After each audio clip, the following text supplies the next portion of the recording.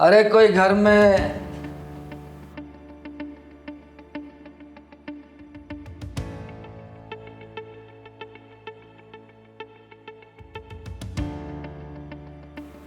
क्या देख रहा है? चिंगारे किन्नर कहते हैं मुझको। अच्छा जी, बंदे को भी दिवाकर दुबे कहते हैं। ब्याजखोर दिवाकर दुबे। ये आशा और उसकी बहन किधर गई? आशा और उसकी बहन तो नहीं है। बता तेरे कितने पैसे हुए? पैसे मैं दूंगी तुझे। तो निकालो मेरे 1 लाख रुपए। और उसका क्या? जो उन लोगों ने हर महीने ब्याज दे देकर तुझे 2,05,000 रुपए दिए हैं, वो कहाँ गए? बोलना। वो तो ब्याज था, मूल तो अभी का अभी वैसे का वैसा ही है। मैं ना तो मूल छोड़ता हूँ और ब्याज तो छोड़ता ही नहीं हूँ। और मेरा नाम चिंगारी किन्नर है और मैं ब्याजखोरों को छोड़ती नहीं हूँ। अगर तू जिंदगी जीना चाहता है ना तो 1 रुपए भी नहीं मांगेगा उनसे अब। अगर तेरा जिंदगी से मन भर गया है तो मुझसे बात कर तू। दिवाकर दुबे नाम है मेरा, चिंगारी जी। अगर मैं ब्याज पे पैसे देना जानता हूँ ना तो पैसे निकालना भी जानता हूँ। और हाँ, तुम जैसे किन्नरों को 1,500 रुपये तो भीख में मैं यूं ही दे देता हूँ। चिंगारे किन्नर कहते हैं मुझको। चिंगारे किन्नर। छोड़ दो। और चिंगारे किन्नर के गुस्से के सैलाब से कोई बच नहीं पाता है। अरे तुझे पता है, जब कोई जरूरतमंद होता है ना तो वही मजबूरी में पैसे ब्याज पर लेता है। अरे तुझ जैसे ब्याजखोर ना मुर्दे के पैसे पे ही ब्याज वसूलते हैं। तेरा नाम ब्याजखोर नहीं, मुर्दाखोर होना चाहिए। मुर्दाखोर। लो दीदी, गर्मा गर्म चाय। दीदी कहाँ खो हुई हो? क्या बताऊं जिया, इस बार ऑफिस के प्रोडक्शन डिपार्टमेंट में सेल्स बहुत कम हुई है। बॉस ने बोला है नेक्स्ट मंथ सैलरी मिलेगी। दीदी परेशान होने की कोई ज़रूरत नहीं है, आपकी छोटी बहन है ना, मैं किस काम आऊँगी? इस बार आपकी सैलरी नहीं मिली तो क्या हो गया, मेरी सैलरी है ना, इस बार मेरी सैलरी से खर्चा चल जाएगा घर का। वो बात तो ठीक है जिया, लेकिन तुझे तो पता है ना, क्रेडिट कार्ड की ईएमआईज और घर की किस्तें भी चल रही हैं। वो सब कैसे होगा? दीदी टेंशन मत लो, सब अच्छा होगा। आज सैलरी नहीं मिली तो क्या हो गया, कल सैलरी मिल जाएगी, परसों मिल जाएगी। आज संडे वैसे भी इंजॉय करते हैं, घूमने चलते हैं। आप टेंशन मत लो, चाय ठंडी हो रही, चाय पियो वैसे भी। सही समय पर आता है दिवाकर दुबे। अरे वाह, नमकीन। क्या बात।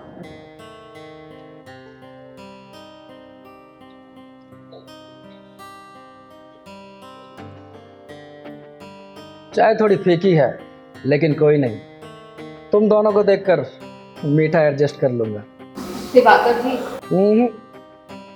दिवाकर जी नहीं, श्याम बाबू दिवाकर दुबे जी। कैसे वाला हुआ? आज 5 तारीख है और 5 तारीख को मेरे 5,000 लाओ। देखिए श्याम जी, मैंने आपसे 1 लाख रुपए लिए थे और मैं आपको ब्याज ब्याज के ही 2 लाख रुपए अब तक दे चुकी हूँ। अब तो सारा हिसाब किताब बराबर हो चुका है, अब मुझसे और नहीं होगा। बराबर कर चुकी हो? अभी तुम्हारे पास पूरे 1 लाख रुपया बाकी हैं। 5,000 रुपया निकालो ब्याज के। श्याम बाबू के 5,000 रुपये फटाफट निकालो। देखिए श्याम बाबूजी, इस बार दीदी की सैलरी नहीं आई है तो प्लीज़ इस बार एडजस्ट कर लो। नेक्स्ट टाइम आप 2 महीने के इकट्ठे पैसे ले लेना। देखो, पैसे तुम्हारी बड़ी दीदी ने लिए थे, इसलिए तुम्हें बीच में बोलने का अधिकार नहीं है, समझ गई? देखिए दीदी जी, छोटी सही कह रही है, इस बार ऑफिस में कोई प्रॉब्लम हो गई है, मेरी सैलरी नहीं मिली। आप टेंशन मत लीजिए, मैं अगले महीने दोनों महीने का ब्याज दे दूँगी। दिवाकर दुबे, मैं ब्याज पे पैसे चलाता हूँ। कर्जदारों की रग रग से वाकिफ हूँ कि वो किस तरह बहाने बनाते हैं। आज तुमने नया बहाना बना दिया कि सैलरी नहीं मिली।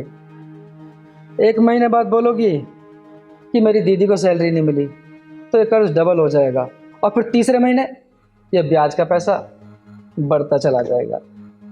सुनो, चुपचाप मेरे ब्याज के 5,000 रुपये निकालो, मैं भी अपने काम पे निकलूं और तुम दोनों भी अपने काम पे निकलो। जी हाँ, जा अपनी सैलरी से 5,000 रुपये निकाल के दीजिए। जी दी। अब आई ना लाइन पे। पहले बोला था तभी दे देती, इतनी नौटंकी करने की क्या जरूरत थी।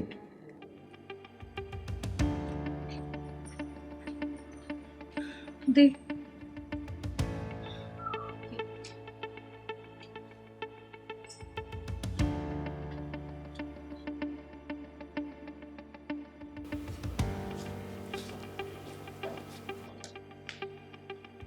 चलो इस बार का ब्याज तो पूरा हो गया। दिवाकर दुबे चलता है, ये तो मेरा ब्याज हो गया। 15 दिन का टाइम दे रहा हूँ, पूरे 1 लाख रुपया रेडी रखना, अपने पैसे लेने वापस आऊँगा, समझ गई?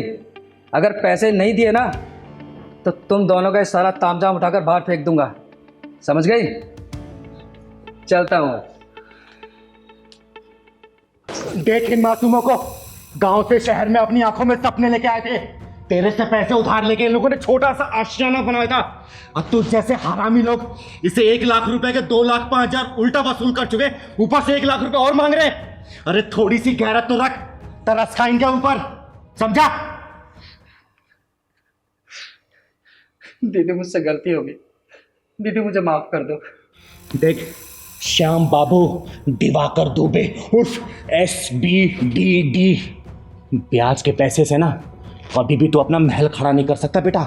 गरीबों की आह लेके ना कभी भी तू खुशियों को बटोर नहीं सकता, समझा? लेना है तो दुआएं ले, अपनी छाती पर पैसे लेके जाएगा क्या? बोलना। दीदी आपने मेरी आंख खोल दी, और बहन मुझे माफ कर देना। दीदी मैं नहीं जानता था कि ये ब्याज का पैसा अपने साथ बददुआएं भी लेकर आता है। मैं दीदी आज के बाद कभी ब्याज का काम नहीं करूंगा दीदी, दीदी कसम से। दीदी प्लीज मुझे माफ कर दो दीदी, मुझसे बहुत बड़ी गलती होगी। मैं आज के बाद कभी ब्याज का पैसा नहीं लूंगा लोगों से। चल निकल।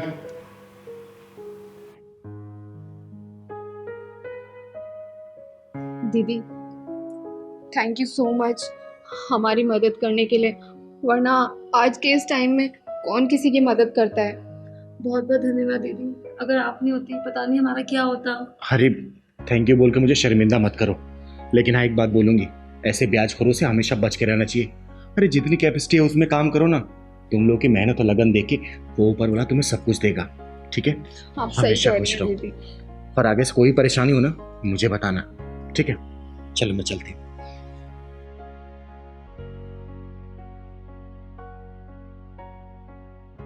पहलवान, लड़के तो लड़के, ये लड़कियां भी नशा करने लगी हैं, लेकिन ये चिंगारी ऐसा नशा करने वालों को छोड़ेगी नहीं।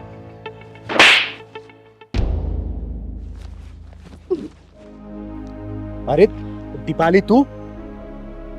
हाँ चिंगार दीदी। ये तू कब से नशा करने लगी? रुक, तेरे भैया भाभी को अभी बताती हूँ मैं। उन्होंने ही तो मुझे इस नशाखोरी में धकेला है। ये तू क्या बोल रही है?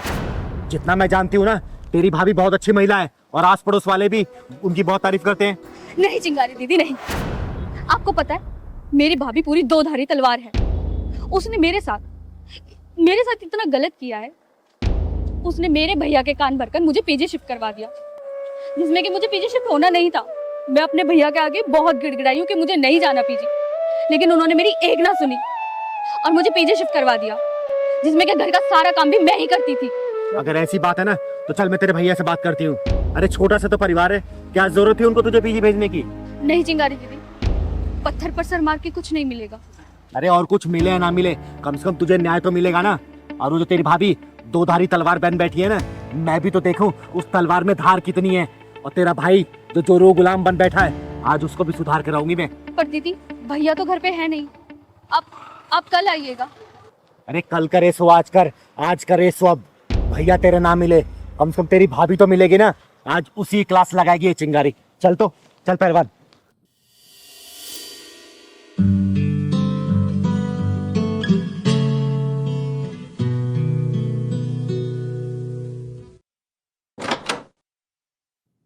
अरे चिंगारी दीदी आइए आइए, नमस्ते, बैठिए।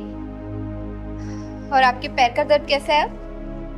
थोड़ा आराम है। तू बता तू चैन सुकून से रह रही है ना? सब लोग अपनी किस्मत का जीते हैं दीदी। कुछ लोग जिम्मेदार होते हैं तो कुछ लोग लापरवाह, पर जिंदगी तो दोनों की ही चलती है ना। आप लोग बात कीजिए, मैं आप लोगों के लिए चाय बना के लेकर आती हूँ, ठीक है? आप चाय बनाओगी? हाँ तो मैं ही बनाती हूँ ना चाय, मैं ही बना कर लेकर आऊंगी, और कौन जाएगा? चीनी चाय पत्ती का डब्बा पता है ना कहाँ रखा है? हाँ पता है, शेल्फ में रखे हैं। अच्छा सुनो, थोड़ी अदरक इलायची भी डाल देना। ठीक है।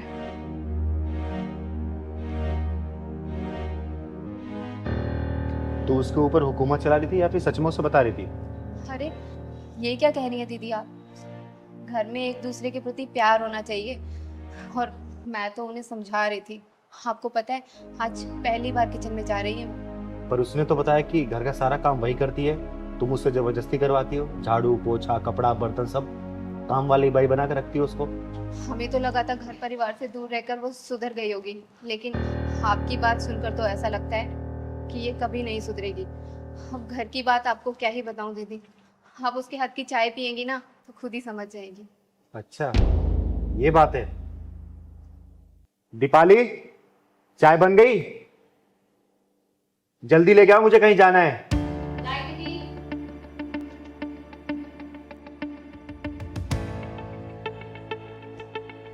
आज हमारी दीपाली ने पहली बार चाय बनाई है, और चाय पी के शगुन भी देना पड़ेगा आपको।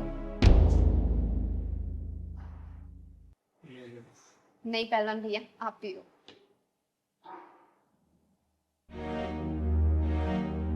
तो रोज चाय बनाती है ना? ये चाय कम जहर ज्यादा लग रहा है, समझी? अब देख, चिंगारी का गुस्सा ना 7वें आसमान पे पहुंच गया है। सच्चाई बोल दे अपने मुंह से, वरना मैं भड़क गई ना तो बहुत बुरा हो जाएगा। जल्दी बोल, सच्चाई क्या है? चिंगारी दीदी, मुझे माफ कर दीजिए, मैंने आपसे झूठ बोला, जबकि सच तो ये है कि मुझे नशे की बहुत ज्यादा लत लग चुकी थी। मैं ऑल टाइम नशे में रहने लगी थी। भाभी से जब तक हो सका उन्होंने छुपाया, लेकिन जब भैया को पता लगा तो उन्होंने मुझे नशा मुक्ति केंद्र में भेज दिया, और मैं रास्ते में वहीं से आ रही थी। वहां से आने के बाद भी फिर से तूने वही काम शुरू कर दिया? अरे तुझे शर्म नहीं आई? आज के समय में कौन सा ऐसा भाई है जो अपनी बहन की पूरी जिम्मेदारी लेता है? एक बात बता, तू ये सब उसे परेशान करने के लिए कर रही है ना? देख, इससे उसका कुछ नहीं बिगड़ेगा, बिगड़ेगा तो सिर्फ तेरा, क्योंकि उसे हर परिस्थिति में संभालने वाली बहुत सुंदर और बहुत सहनशील जीवन संगिनी मिली है, समझी? अरे वो तेरे जीवन को सुधारने के लिए सब कर रहा है, संभल जा अभी भी। मैं अपने जीवन में बहुत खुश थी, लेकिन जब से ये भाभी आई है ना, मेरे भाई का प्यार बढ़ चुका है। एक बार ये भाभी चली जाएगी ना, सब कुछ ठीक हो जाएगा। सही कहते हैं, नफरत की आग खुद को पहले जलाती है। जिस भाभी से तुझे नफरत है ना, वो तेरे भैया का प्यार है, उसका गुरूर है वो, समझी? अरे एक काम करना, अपने भाभी को सिर माथे बिठा के रख, क्योंकि इसने तेरी हजारों गलतियां नजरअंदाज की है, समझी? और एक बात बता, अभी तो तुझे अपनी भाभी से नफरत है, कल को तेरी शादी होगी, तेरा पति आएगा, उसको ये पता चलेगा तेरे नशाखोरी के बारे में, सोचो वो क्या करेगा तेरे साथ? कभी सोचा इसके बारे में? बोल। निशा, मैंने तेरे बारे में जितना सुना था ना बेटा, तू उससे कहीं ज्यादा है। सारी गलती इसकी है बेटा। एक बात याद रखना, आज ये तेरी भाभी है ना, कल को तू भी भाभी बनेगी, फिर सोच लेना तेरे साथ क्या होगा।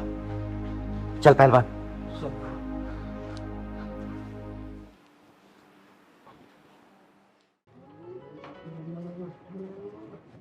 चाचा बस यहीं पे रोक दो।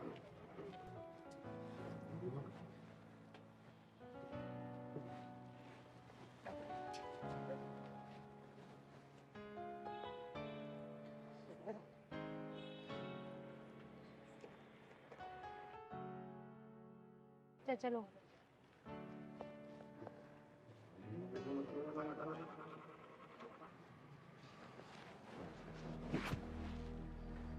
राजेश ने मुझे यहीं बुलाया था, फोन करके पूछती हूँ कहाँ पहुँचा। हेलो, हाँ राजेश, कहाँ हो तुम?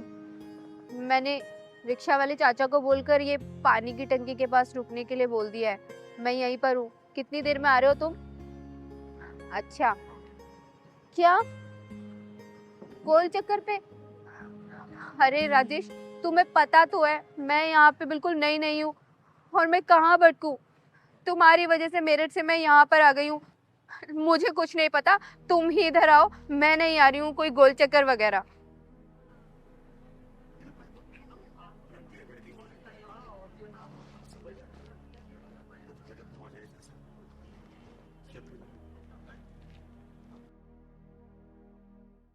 बेटा, तुम इस शहर में नहीं आई हो क्या? हाँ जी, मैं इस शहर में नई आई हूँ। क्या आप मुझे बता देंगी ये गोल चक्कर किधर है? हाँ, बता दूंगी, लेकिन तुम्हारा नाम क्या है? दीदी, मेरा नाम रिया है और मैं मेरठ से आई हूँ। अच्छा, किससे मिलने आई हो यहाँ पर? दीदी, मैं मेरठ से अपने एक फ्रेंड से मिलने आई हूँ जो मुझे इंस्टाग्राम पे मिला था। अच्छा, नाम क्या है उसका? उसका नाम राजेश। उसने मुझे बोला था कि ये जो कृष्णा एन्क्लेव की पानी टंकी है इसके पास उतर जाना, और आप बोल रहे हैं कि गोल चक्कर पे आ जाओ। तो प्लीज दीदी बता दोगे कि गोल चक्कर किधर पड़ेगा? वो कहाँ रहता है आपको पता? नहीं, ये तो मुझे नहीं पता। उसने तो मुझे सिर्फ ये बोला था कि कृष्णा एन्क्लेव की टंकी के पास रुक जाना। अच्छा, एक बात बताओ, ये जो इंस्टा वाला फ्रेंड सिर्फ फ्रेंड है या फिर बॉयफ्रेंड बन चुका है? अरे, मेरे कहने का मतलब है कि क्या नाम है उसका? क्या बताया तुमने? राजेश तिवारी। राजेश तिवारी। अच्छा, वो राजेश तिवारी तो नहीं है जो बात करते करते बालों में हाथ फेरता रहता है? बालों में हाथ फेरता है? हाँ, मेरी जब जब वीडियो कॉल पे बात हुई है तो वो बालों में हाथ तो मारता है, लेकिन अब जानती हो क्या उसे? अरे हाँ, जानती हूँ। उसने तुम्हें बताया हो कि वो यूट्यूबर है, बहुत सारे चैनल उसके, और तुम्हें भी अपने साथ यूट्यूब चैनल खुलवाएगा, बोला था क्या उसने?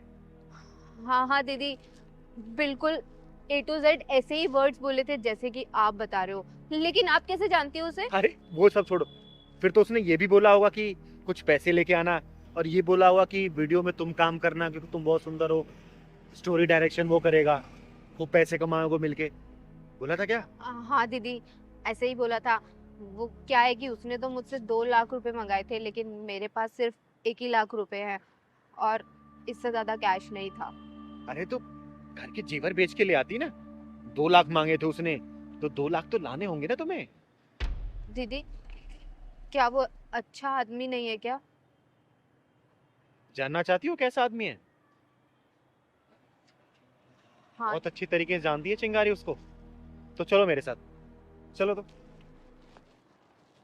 हाँ भाई, बस तेरी पेमेंट पहुंच जाएगी तेरे पास। अभी बस स्टैंड पहुंची है, आधे घंटे में लेकर आ रहा हूँ तेरे पास। और सुन, नई नई नोटों की गड्डी है, सील पैक। और हाँ, मेरी पेमेंट भी तैयार रखना, समझ रहा है ना तू?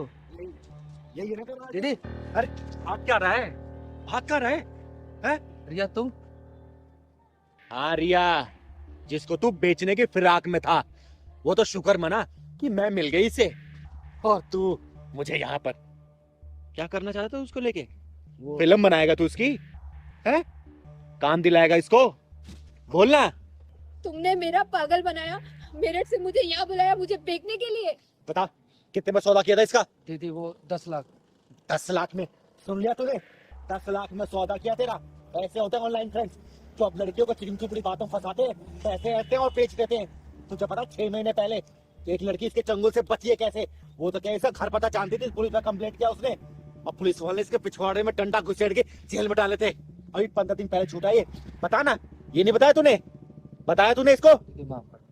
वो तो दीदी मुझे यहाँ मिल गई, मेरी किस्मत अच्छी थी, वरना तुम जैसे कमीने इंसान तो मुझे अब तक बेच चुके होते। दीदी मुझे माफ कर दो। दीदी, रिया मुझे माफ कर दो। दीदी आज के बाद मैं ये सब काम छोड़ दूंगा, कुछ अच्छा करूंगा दीदी प्लीज। सिंगारे के चंगुल में फंसा इंसान या तो पुलिस थाने जाता है या तो फिर इस दुनिया से उठ जाता है, समझा? और ना जाने कितने राजेश, कितने रियाओं को ऑनलाइन इस वक्त भी फंसा रहे होंगे। अब मुझे तो शर्म आती है तुम जैसी लड़कियों पे, कि तुम लोग ऐसे हरामी लड़कों के चक्कर में कैसे फंस जाती हो। अरे कम से कम अपनी माँ बाप के बारे में सोचा तो करो। ऑनलाइन का मतलब ये नहीं होता कि ऐसे हरामी लड़के तुम जैसे पढ़ी लड़की को फंसा ले। सुन बेटा, तेरा फ्यूचर तो मैं ब्राइट करूंगी अब। थैंक यू सो मच कि आपकी वजह से आज मैं बच गई, वरना इतनी दूर से अपना करियर बनाने आई थी और मेरी पूरी जिंदगी बर्बाद हो जाती। बेटा शुक्र मना के तुझे मैं मिल गई, वरना तेरी लाइफ बर्बाद हो चुकी होती। समझी? अब पहलवान ले जा इसको बस स्टैंड पे, मेरठ वाली बस पे बिठा देना। ठीक है दीदी। जा ले जा। दीदी मुझे माफ कर दो। माफ करूंगी तुझे, तुझे तो पुलिस स्टेशन में घुसा के इतने डंडे पड़वाऊंगी ना कि जिंदगी भर तू भूलेगा नहीं। दीदी जाने दो मुझे। चल दीदी दीदी माफ कर दो दीदी। दीदी जाने दो दीदी, मुझे जाने दो दीदी। दीदी छोड़ दो दीदी। छोड़ूंगी तुझे, दीदी तुझे बताऊंगी मैं वहां पे। दीदी